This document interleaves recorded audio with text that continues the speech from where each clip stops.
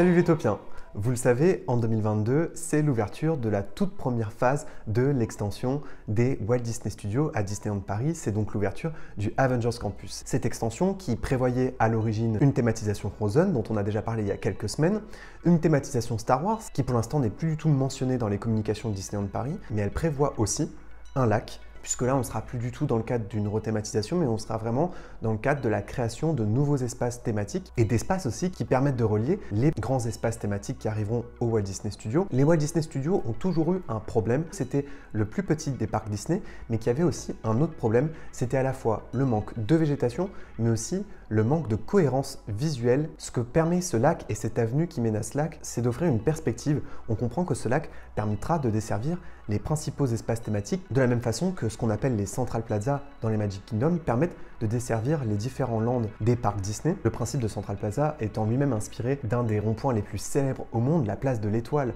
à Paris. C'est le même principe, sauf que le rond-point, c'est cette grande étendue d'eau que les visiteurs ne pourront pas traverser, mais donc contourner. Ce lac desservira donc l'entrée des Walt Disney Studios via son avenue principale. Ce lac offrira aussi un point de vue incroyable sur la thématisation Frozen. Et comme point de chute, il y aura donc le château de la Reine Elsa et la montagne. On sait désormais que ce lac aussi permettra de desservir la partie la plus éloignée du tout nouveau land des Walt Disney Studios qui s'appelle World of Pixar et permettra aussi de donner un espace direct à la zone thématique qui en principe était censée être une zone Star Wars. Alors c'est vrai qu'au moment de l'annonce de l'extension des Walt Disney Studios, tout le monde s'est focalisé sur la thématisation Frozen qui était toute nouvelle à l'époque. En ce moment, les regards sont extrêmement centrés vers ce qui se passe au niveau du Avengers Campus. Et puis tout le monde parlait que de ce lac pour simplement mentionner l'arrivée probable d'un spectacle nocturne, ce qui est en réalité effectivement suggéré dans le concept art, puisqu'on voit qu'il y a différents jeux d'eau. C'est même plus une rumeur que de dire qu'il y aura bien des spectacles sans doute nocturnes qui seront présentés sur ce lac. Mais ce qu'il faut bien comprendre, c'est que ce lac sera aussi, et peut-être même avant tout, une attraction Disney avant d'être un spectacle. Bah oui, les grandes étendues d'eau dans les parcs Disney, c'est assez fréquent et c'est souvent utilisé comme espace d'attraction. L'étendue d'eau la plus célèbre, c'est ce qu'on appelle Rivers of America dans les Frontierland des Magic Kingdom. Et c'est dans ces grandes étendues d'eau qu'il y a l'une des plus anciennes attractions Disney qui s'appelle soit le Mark Twain, chez nous c'est le Molly Brown. Et peu de monde a remarqué que finalement sur ce concept art, il y a un mode de transport dont raffolait Walt Disney. Il se pourrait qu'on puisse traverser cette grande étendue d'eau à l'aide d'un moyen de transport afin de se rendre dans les espaces thématiques beaucoup plus rapidement. Alors on voit ici qu'on est quand même assez loin des thématisations du Frontierland, mais ça me fait beaucoup penser au ferryboat qui vous permet de vous emmener au Magic Kingdom de Floride qui traverse une grande étendue d'eau et qui lui aussi a une thématisation assez discrète et qui n'a pas tout à fait l'apparence du Mark Twain. On pourrait aussi imaginer le retour des canoës ou des keelboats adaptés à cet espace thématique. On pourrait même aussi imaginer des modes de transport inspirés de l'univers de Frozen puisque après tout, cette grande étendue d'eau qui se situe au centre du parc, elle provient en réalité de l'espace thématique Frozen. C'est par là que l'eau arrive et c'est donc par cet endroit, j'imagine, que les véhicules à la fois des spectacles mais aussi les véhicules des attractions se déplaceront pour se rendre sur la grande étendue d'eau. En tout cas, le concept art suggère que ce soit avant tout un espace qui serve aussi de moyen de transport pour les visiteurs et pourquoi pas aussi des happenings en journée de personnages Disney comme c'est le cas par exemple autour du Tree of Life à Disney Animal Kingdom qui peut servir de happening avec les personnages Disney et un peu de musique. Il y a aussi un spectacle discret mais qui est quand même assez magique qui est un très vieux spectacle du Magic Kingdom qui est une sorte de parade électrique qui a lieu le soir à cet endroit où justement le ferryboat emmène les visiteurs vers le parking. Mais évidemment, cet espace pourra être utilisé pour de la représentation.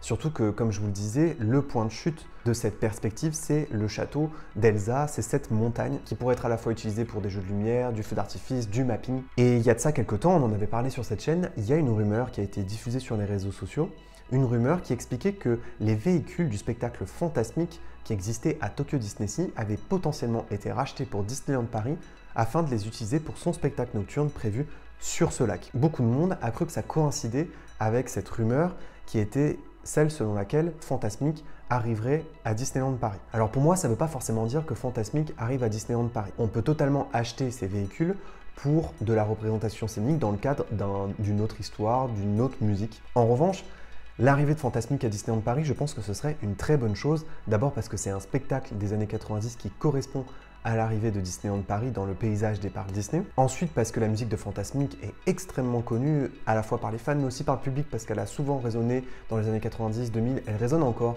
régulièrement au Disney Village. Enfin parce qu'on a eu la parade Disney Fantillusion qui a marqué des générations de visiteurs. Cette parade qui justement elle aussi vient de Tokyo et qui reprend globalement la même direction artistique, même si c'est sur une autre musique, c'est quand même à peu près la même histoire que Fantasmic mais racontée en parade.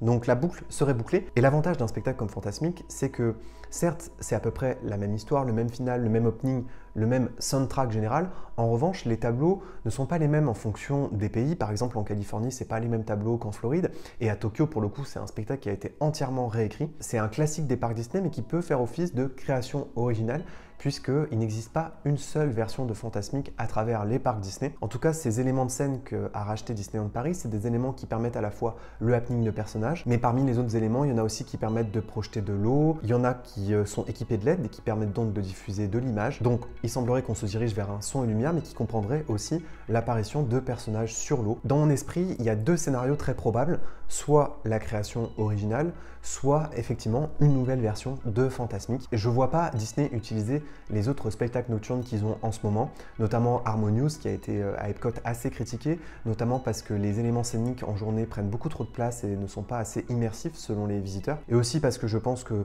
la direction artistique de ce spectacle est particulière et profondément liée à Epcot. Il y a aussi bien sûr le spectacle Rivers of Light d'Animal Kingdom, mais là aussi j'imagine très mal ce spectacle arriver au Walt Disney Studios parce qu'on est très loin de la thématisation autour des animaux, parce que c'est un spectacle qui par moments est assez statique, assez lent, assez difficile à comprendre aussi pour les visiteurs. Je me suis souvent posé la question de la pertinence d'ajouter potentiellement World of Color aussi sur ce lac. World of Color, c'est ce spectacle de Disney California Adventure qui revisite les classiques d'animation Disney et qui a une force pour Disneyland Paris, c'est qu'il ne contient pas de pyrotechnie. Or, c'est le problème de Disneyland Paris, c'est qu'on ne peut tirer des feux d'artifice qui sont silencieux, ou en tout cas qui ne gênent pas le voisinage. L'avantage de World of Color, c'est qu'il ne nécessite aucun élément pyrotechnique et pourtant c'est un spectacle extrêmement impressionnant et immersif, mais qui je crois coûte extrêmement cher. Pour le coup, en termes de son et lumière, je crois pas avoir vu autant d'éléments sur scène qui permettaient une telle immersion, sauf que ça me semble de moins en moins probable que ce soit World of Color, puisque les éléments scéniques qu'a acheté Disneyland Paris à Tokyo Disney Sea sont des éléments scéniques qui n'apparaissent pas dans World of Color et qui donc potentiellement se déplacent sur scène avec des personnages. Donc j'imagine mal World of Color finalement débarquer à Disneyland. Donc voilà, dans mon esprit, on est plus proche soit de la création originale, soit d'une toute nouvelle version de Fantasmic. Je croise les doigts. J'espère qu'on en saura plus très prochainement et n'hésitez pas à me dire en commentaire ce que vous imaginez, ce que vous pensez probable et ce dont vous rêveriez potentiellement sur ce lac. J'ai hâte de lire vos commentaires. Merci d'avoir regardé cette vidéo les Topiens. N'oubliez pas que vos rêves sont éternels. Bye!